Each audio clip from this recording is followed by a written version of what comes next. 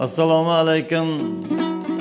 1-oktyabr Ustozlar murabbiylar kuni bilan barcha ustozlarimizni, murabbiylarimizni tabriklab, bir yakavuz qo'shiq qilib aytmoqchiman.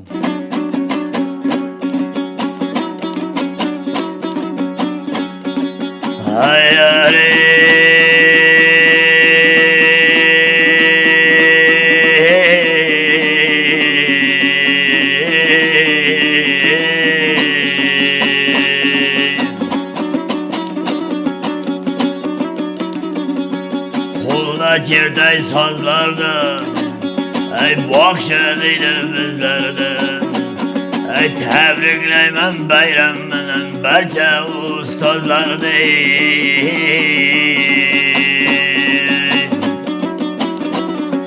Ko'rib yurun yüzlerdi, yüzge kirgan ustozlar.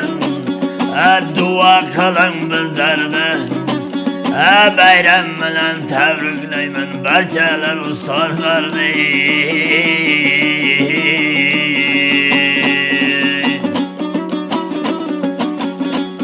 Shogirdlarga aytadi ustozlarga so'zlarni. Shogird bo'lsin alayin ustozining izlaridan. Tebriklayman bayram bilan barchalar ustozlarni.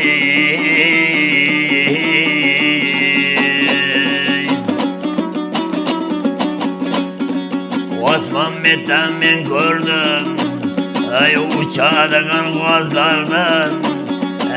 Ilm berib o'qitadi o'g'il bilan qizlarni. Tebriklayman do'mbiram barchalar ustozlarni. Baland dovlar qor bo'lsin, oqqan suvi zar bo'lsin. Ustozlarning bari yamay ming yilgacha bor bo'lsin. Qo'llash yetim sozlarni, tabriklayman ustozlarni.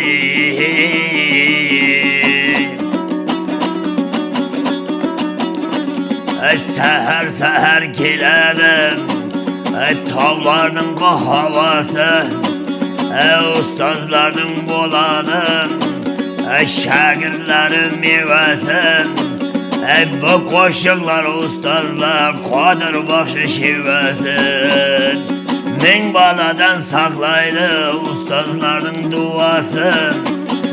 Qo'lda chertay sozlarni, tabriklayman ustozlarni.